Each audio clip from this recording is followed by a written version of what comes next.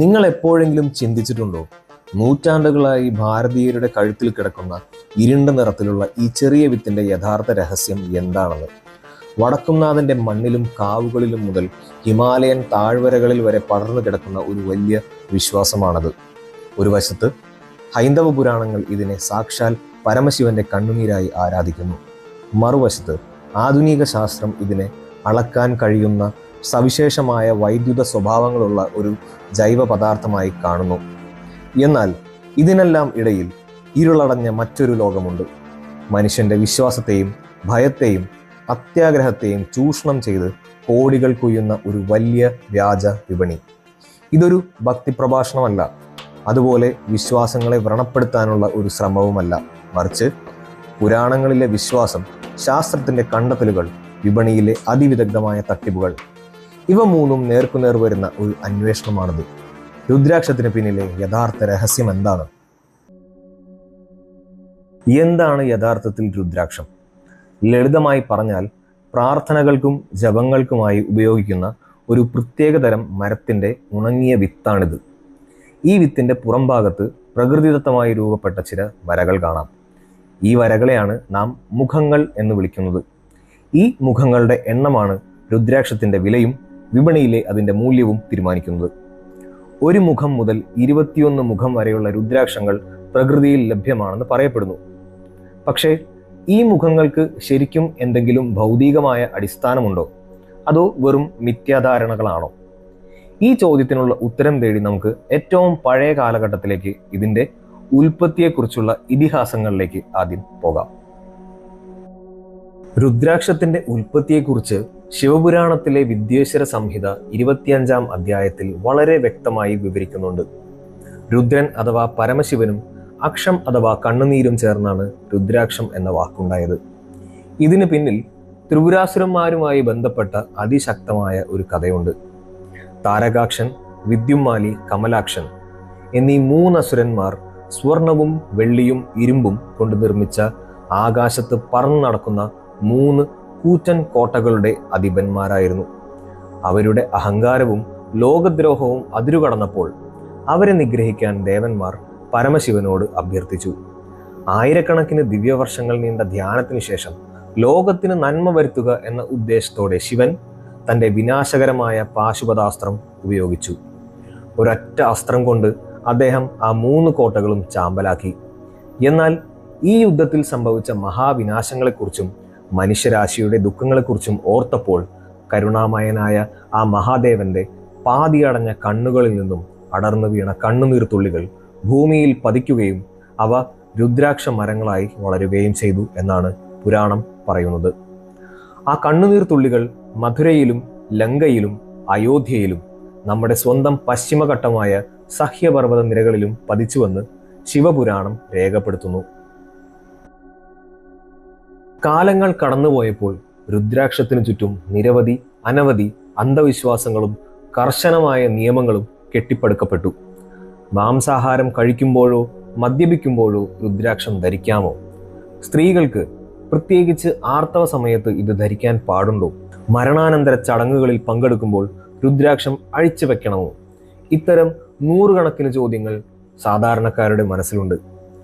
പല കപട വ്യാപാരികളും ഇത്തരം ഭയങ്ങൾ ചൂഷണം ചെയ്താണ് രുദ്രാക്ഷം വിൽക്കുന്നത്. എന്നാൽ ശ്രീമദ് ദേവി ഭാഗവതം പോലെയുള്ള ആധികാരിക ഗ്രന്ഥങ്ങൾ പറയുന്നത് മാംസാഹാരം കഴിക്കുന്നവർക്കും മദ്യപിക്കുന്നവർക്കും പോലും രുദ്രാക്ഷം ധരിക്കാമെന്നും അത് അത്തരം പാപങ്ങളെ ഇല്ലാതാക്കാൻ സഹായിക്കുമെന്നതുമാണ്. സ്ത്രീകൾക്കും കുട്ടികൾക്കും ഇത് ധരിക്കാൻ യാതൊരു വിലക്കുകളുമില്ല. ആർത്തവ സമയത്ത് സ്ത്രീകൾ രുദ്രാക്ഷം മാറ്റിവെക്കേണ്ട യാതൊരു ആവശ്യവുമില്ലെന്ന് ആധുനിക ആത്മീയ പണ്ഡിതന്മാരും സാക്ഷ്യപ്പെടുത്തുന്നു. ഉറങ്ങുമ്പോഴും കുളിക്കുമ്പോഴും ശവസംസ്കാര ചടങ്ങുകൾക്ക് പോകുമ്പോഴും ഊരിവെക്കാൻ ചിലർ നിർദ്ദേശിക്കാറുണ്ട്. ഇത് കേവലം അന്ധവിശ്വാസം കൊണ്ടല്ല, മറിച്ച് രുദ്രാക്ഷം എന്ന ജൈവവിത്തിന് സോപ്പിലെ രാസവസ്തുക്കൾ തട്ടി ഭൗതികമായ കേടുപാടുകൾ സംഭവിക്കാതിരിക്കാനും ഉറങ്ങുമ്പോൾ ശരീരത്തിൽ അമർന്ന് പൊട്ടാതിരിക്കാനുമുള്ള ഒരു പ്രായോഗിക മുൻകരുതൽ മാത്രമാണ്. ഏറ്റവും മികച്ച രുദ്രാക്ഷം എവിടെയാണ് വളരുന്നത്? ഇന്തോനേഷ്യയിലെ ജാവയിലും സുമാത്രയിലും ലോകത്തിലെ ഏറ്റവും കൂടുതൽ രുദ്രാക്ഷം ഉൽപ്പാദിപ്പിക്കുന്നുണ്ട്. എന്നാൽ വലുപ്പത്തിലും മുഖങ്ങളുടെ വ്യക്തതയിലും ആത്മീയ ഊർജത്തിലും എക്കാലത്തും മുന്നിൽ നിൽക്കുന്നത് നേപ്പാൾ രുദ്രാക്ഷമാണ്. ഇവ തേടിയുള്ള യാത്ര നമ്മെ എത്തിക്കുന്നത് നേപ്പാളിലെ കാഠ്മണ്ഡുവിനടുത്തുള്ള അരുൺ വാലി, ഭോജ്പൂർ ഡിംഗ്ല തുടങ്ങിയ അതിശൈത്യമുള്ള ഹിമാലയൻ കാടുകളിലാണ്. ദുർഘടമായ മലനിരകളും കൊടും തണുപ്പും നിറഞ്ഞ ഈ ഭൂപ്രദേശം രുദ്രാക്ഷ മരങ്ങൾക്ക് വളരാൻ ഏറ്റവും അനുയോജ്യമായ കാലാവസ്ഥ നൽകുന്നു. ലോകത്തിലെ ഏറ്റവും വലിയ രുദ്രാക്ഷ കളക്ടർമാരും ആത്മീയ അന്വേഷകരും തങ്ങളുടെ ലക്ഷ്യസ്ഥാനമായി കാണുന്നത് ഈ താഴ്വരകളെയാണ്. ഇവിടുത്തെ പശുപതിനാഥ ക്ഷേത്രത്തിൽ പൂജിച്ചതിന് ശേഷമാണ് ഇവ ലോകമെമ്പാടുമുള്ള വിപണികളിലേക്ക് എത്തുന്നത്. ഇതിന്റെ അന്താരാഷ്ട്ര വിപണിയിലെ വില കേട്ടാൽ നിങ്ങൾ ശരിക്കും ഞെട്ടും. സാമ്പത്തിക അഭിവൃദ്ധിക്കായി വൻകിട വ്യവസായികളും രാഷ്ട്രീയക്കാരും ധരിക്കുന്ന സാക്ഷാൽ കുബേരന്റെ പ്രതീകമായ 21 മുഖമുള്ള രുദ്രാക്ഷം നേപ്പാളിൽ ഒരു വർഷം കേവലം 2-3 എണ്ണം മാത്രമാണ് ഉണ്ടാകുന്നത്. ഇതിന്റെ വില 25,000 മുതൽ 35,000 അമേരിക്കൻ ഡോളർ വരെയാണ്. അതായത് നമ്മുടെ ഇന്ത്യൻ രൂപയിൽ ഏകദേശം 25 ലക്ഷം മുതൽ 70 ലക്ഷം രൂപ വരെ വില വരും. അതുപോലെ തന്നെ അപൂർവമാണ് പ്രകൃതിദത്തമായി 3 വിത്തുകൾ ഒട്ടിച്ചേർന്ന് വളരുന്ന ത്രിജുടി രുദ്രാക്ഷം. ബ്രഹ്മാവ്, വിഷ്ണു, ശിവൻ എന്നിവരെ പ്രതിനിധീകരിക്കുന്ന ഇതിനും വിപണിയിൽ ലക്ഷങ്ങളാണ് വില. കേവലം ഒരു മരത്തിൻ്റെ വിത്തിന് പിന്നിലാണ് കോടികളുടെ ഈ സാമ്രാജ്യം പ്രവർത്തിക്കുന്നത്. സസ്യശാസ്ത്രപരമായി നോക്കിയാൽ ഇലിയോകാർപ്പസ് ഗാനിട്രസ് എന്ന ശാസ്ത്രീയ നാമത്തിൽ അറിയപ്പെടുന്ന ഒരു വലിയ നിത്യഹരിത മരത്തിൻ്റെ വിത്താണിത്. നേപ്പാളിലും ഹിമാലയൻ താഴ്വരകളിലും മാത്രം കാണുന്ന ഒന്നാണ് രുദ്രാക്ഷം എന്നൊരു പൊതുധാരണയുണ്ട്. എന്നാൽ നമ്മുടെ സ്വന്തം കേരളത്തിൽ പത്തനംതിട്ടയിലെ ഗവിയിലുള്ള വനം വികസന കോർപ്പറേഷന്റെ അതായത് KFDCയുടെ തോട്ടങ്ങളിൽ രുദ്രാക്ഷ മരങ്ങൾ സമൃദ്ധമായി വളരുകയും കായ്ക്കുകയും ചെയ്യുന്നുണ്ട്. എന്നാൽ കേരളത്തിൽ ഇത് കൃഷി ചെയ്യുന്ന മനുഷ്യർ വലിയ വെല്ലുവിളികളും നേരിടുന്നുണ്ട്. കോട്ടയം പൂഞ്ഞാറിലെ CD ആദർശ് കുമാർ എന്ന കർഷകന്റെ അനുഭവം ഒരു ഉദാഹരണമാണ്. തൻ്റെ പുരയിടത്തിലെ രുദ്രാക്ഷ മരങ്ങളിൽ നിന്നും ലക്ഷങ്ങൾ വിലമതിക്കുന്ന അപൂർവ രുദ്രാക്ഷങ്ങൾ അദ്ദേഹത്തിന് ലഭിച്ചിരുന്നു. എന്നാൽ സംരക്ഷിത വന്യജീവികളായ വവ്വാലുകൾ കൂട്ടത്തോടെ വന്ന് പഴുക്കാത്ത ഈ കായ്കൾ പൂർണ്ണമായും നശിപ്പിച്ചതോടെ അദ്ദേഹത്തിന്റെ വരുമാനം നിലച്ചു. ബാങ്ക് ജപ്തി നേരിടുന്ന അദ്ദേഹം വനം വകുപ്പിനെതിരെ 2.25 കോടി രൂപയുടെ നഷ്ടപരിഹാരം ആവശ്യപ്പെട്ട് ഇന്ന് വലിയൊരു നിയമ പോരാട്ടത്തിലാണ്. ആത്മീയതയുടെ മറവിൽ കോടികൾ മറിയുമ്പോൾ താഴെത്തട്ടിലെ കർഷകന്റെ അവസ്ഥ ഇതാണ്. ഇനി ഏറ്റവും വിവാദമായ എന്നാൽ ഏവരും അറിയാൻ ആഗ്രഹിക്കുന്ന ശാസ്ത്രീയ വശങ്ങളിലേക്ക് വരാം. രുദ്രാക്ഷം ധരിച്ചാൽ ശരീരത്തിന് പ്രത്യേക ഊർജം ലഭിക്കുമെന്നും രക്തസമ്മർദ്ദം കുറയുമെന്നും പറയുന്നത് വെറും അന്ധവിശ്വാസമാണോ? ഇതിനെ ശാസ്ത്രത്തിന് എപ്രകാരമാണ് വിശദീകരിക്കാൻ കഴിയുക? ഇലക്ട്രിക്കൽ എഞ്ചിനീയറിംഗിൽ നാം പഠിക്കുന്ന ഇംപീഡൻസ്, കപ്പാസിറ്റൻസ് എന്നീ പദങ്ങളിലൂടെ ഇത് മനസ്സിലാക്കാം. മനുഷ്യ ശരീരം എന്നത് നിരന്തരം സൂക്ഷ്മമായ വൈദ്യുത തരംഗങ്ങൾ പ്രവഹിക്കുന്ന ഒരു വലിയ സർക്യൂട്ടാണ്. AC വൈദ്യുതി പ്രവാഹത്തിനെതിരെയുള്ള മൊത്തം പ്രതിരോധത്തെയാണ് നാം ഇംപീഡൻസ് എന്ന് വിളിക്കുന്നത്. ശാസ്ത്രീയ പഠനങ്ങൾ പ്രകാരം രുദ്രാക്ഷത്തിന്റെ കാമ്പിന് ഒരു ഡൈ ഇലക്ട്രിക് പദാർത്ഥമായി പ്രവർത്തിക്കാനും ചെറിയ തോതിൽ ഊർജം ശേഖരിച്ച് വെക്കാനും അതായത് കപ്പാസിറ്റൻസ് സ്വഭാവം കാണിക്കാനും കഴിയും. മനുഷ്യ ശരീരത്തിലെ ഹൃദയമിടിപ്പ് അമിതമാകുമ്പോഴോ കടുത്ത മാനസിക സമ്മർദ്ദം ഉണ്ടാകുമ്പോഴോ നാഡീവ്യൂഹങ്ങളിൽ വൈദ്യുത വ്യതിയാനങ്ങൾ സംഭവിക്കുന്നു. ഈ സമയത്ത് രുദ്രാക്ഷത്തിന്റെ വിത്തുകൾ അല്ലെങ്കിൽ രുദ്രാക്ഷം അതിൻ്റെ ഡൈനാമിക് പോളാരിറ്റി എന്ന പ്രതിഭാസം വഴി ഹൃദയമിടിപ്പിന് വിപരീതമായ ഒരു കാന്തിക മണ്ഡലം സൃഷ്ടിക്കുകയും അങ്ങനെ നാഡീവ്യൂഹങ്ങളെ ശാന്തമാക്കാൻ സഹായിക്കുകയും ചെയ്തേക്കാം എന്ന് ചില പ്രാരംഭ പഠനങ്ങൾ സൂചിപ്പിക്കുന്നു. എന്നാൽ നാം ഇവിടെ ഒരു വലിയ യാഥാർത്ഥ്യം തിരിച്ചറിയണം. ഒരു ജൈവ പദാർത്ഥത്തിന് വൈദ്യുത പ്രതിരോധ ശേഷി ഉണ്ടെന്നത് ആധുനിക വൈദ്യശാസ്ത്രത്തിന് പകരമാകുന്ന ഒരു അത്ഭുത മരുന്നാണ് അതെന്ന് അർത്ഥമാക്കുന്നില്ല. ശാസ്ത്രത്തിന് ഇതിൻ്റെ ഭൗതിക സ്വഭാവങ്ങൾ ലബോറട്ടറികളിൽ അളക്കാൻ കഴിയും. എന്നാൽ അതിനെ ഒരു മെഡിക്കൽ ഗ്യാരണ്ടിയായി എല്ലാ രോഗങ്ങൾക്കുമുള്ള ഒരു ഒറ്റമൂലിയായി വിൽക്കുന്നത് തികച്ചും തെറ്റാണ്.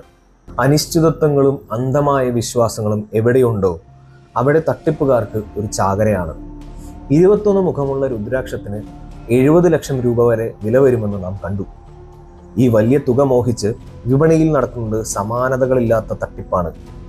ഇന്ന് മാർക്കറ്റിംഗ് ലക്ഷങ്ങൾ കൊടുത്തു വാങ്ങുന്ന പല രുദ്രാക്ഷങ്ങളും യഥാർത്ഥമല്ല. ഇരുളടഞ്ഞ വർക്ക്ഷോപ്പുകളിൽ വെച്ച് വില കുറഞ്ഞ 5 മുഖ രുദ്രാക്ഷങ്ങളിൽ മൂർച്ചയുള്ള ആയുധങ്ങൾ ഉപയോഗിച്ച് കൃത്രിമമായി വരകൾ കൊത്തിവെച്ച് അവയെ ഏകമുഖിയായും 21 മുഖിയായും മാറ്റിയെടുക്കുന്നു. ചിലർ സാധാരണ തടിയിലോ പ്ലാസ്റ്റിക്കിലോ റെസിനിലോ പൂർണ്ണമായും വ്യാജമുത്തുകൾ നിർമ്മിച്ച് നൽകുന്നു. ത്രിജുടി, ഗൗരി ശങ്കർ പോലെയുള്ള അപൂർവ രുദ്രാക്ഷങ്ങൾ നിർമ്മിക്കാൻ 2 or 3 മുത്തുകൾ തമ്മിൽ അതിവിദഗ്ധമായി പശ ഉപയോഗിച്ച് ഒട്ടിച്ചു ചേർക്കുന്നു. ശരിക്കുമുള്ള രുദ്രാക്ഷം തിരിച്ചറിയാൻ പലരും ആശ്രയിക്കുന്നത് കാലങ്ങളായി പറഞ്ഞു കേൾക്കുന്ന ചില അശാസ്ത്രീയമായ വഴികളെയാണ്. അതിലൊന്നാണ് ജലപരിശോധന അഥവാ വാട്ടർ ടെസ്റ്റ്. യഥാർത്ഥ രുദ്രാക്ഷം വെള്ളത്തിൽ താഴുമെന്നും വ്യാജൻ പൊങ്ങിക്കിടക്കുമെന്നുമാണ് വിശ്വാസം. എന്നാൽ ഇത് പൂർണ്ണമായും തെറ്റാണ്. ഉണങ്ങിയതും സാന്ദ്രത കുറഞ്ഞതുമായ ഒറിജിനൽ രുദ്രാക്ഷവും വെള്ളത്തിൽ പൊങ്ങിക്കിടക്കാം. അതേസമയം ഉള്ളിൽ ഈയമോ മറ്റു ഭാരമുള്ള പദാർത്ഥങ്ങളോ നിറച്ച വ്യാജ രുദ്രാക്ഷങ്ങൾ എളുപ്പത്തിൽ വെള്ളത്തിൽ താഴുകയും ചെയ്യും. മറ്റൊരു തട്ടിപ്പാണ് 2 ചെമ്പ് നാണയങ്ങൾക്കിടയിൽ രുദ്രാക്ഷം വെച്ചുള്ള കാന്തിക പരിശോധന. 2 നാണയങ്ങൾക്കിടയിൽ വെച്ച് അമർത്തുമ്പോൾ രുദ്രാക്ഷം കറങ്ങുമെന്നത് കാന്തിക ശക്തി കൊണ്ടല്ല, മറിച്ച് പുറത്തേക്ക് തള്ളി നിൽക്കുന്ന അതിൻ്റെ പരുക്കൻ രൂപഘടന കാരണം സംഭവിക്കുന്ന വെറുമൊരു ഭൗതിക ശാസ്ത്ര പ്രതിഭാസം മാത്രമാണ്.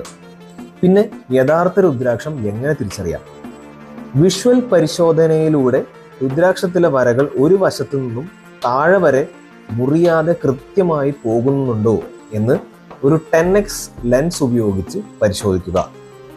എന്നാൽ 100% ഉറപ്പുവരുത്തുവാൻ ലാബുകളിലെ എക്സ്റേ അല്ലെങ്കിൽ CT സ്കാൻ പരിശോധനയാണ് ഏറ്റവും മികച്ചത്. പുറത്തുള്ള മുഖങ്ങൾക്ക് കൃത്യം തുല്യമായ വിത്തുകളുടെ അറകൾ അല്ലെങ്കിൽ കമ്പാർട്ട്മെന്റ്സ് അതിൻ്റെ ഉള്ളിലുണ്ടോ എന്ന് എക്സ്റേ വഴി രുദ്രാക്ഷം പൊട്ടിക്കാതെ തന്നെ വ്യക്തമായി കണ്ടെത്താൻ സാധിക്കും. ഇത്രയും കേട്ടപ്പോൾ നിങ്ങൾ ഇതിനകം ധരിക്കുന്ന രുദ്രാക്ഷത്തെക്കുറിച്ച് നിങ്ങൾക്ക് ആശങ്ക തോന്നിയിട്ടുണ്ടാവാം.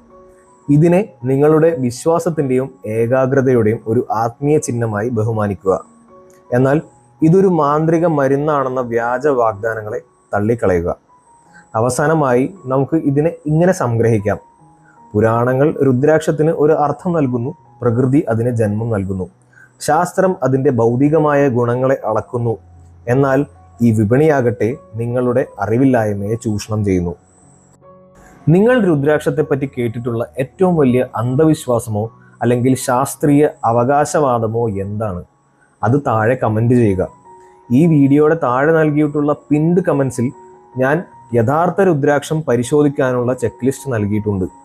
പുരാണങ്ങളും ശാസ്ത്രവും വ്യാജന്മാരും തമ്മിലുള്ള ഈ അന്വേഷണം നിങ്ങൾക്ക് ഇഷ്ടമായെങ്കിൽ സ്ക്രീനിൽ കാണുന്ന അടുത്ത വീഡിയോ ക്ലിക്ക് ചെയ്യുക. അതുപോലെ നമ്മുടെ ചാനൽ തീർച്ചയായിട്ടും സബ്സ്ക്രൈബ് ചെയ്യുക. നിങ്ങളുടെ കമൻറ്റുകളും ലൈക്കുകളും സബ്സ്ക്രിപ്ഷനുമാണ് നമ്മുടെ ചാനലിൽ ലഭിക്കുന്ന ഏറ്റവും വലിയ പ്രചോദനം.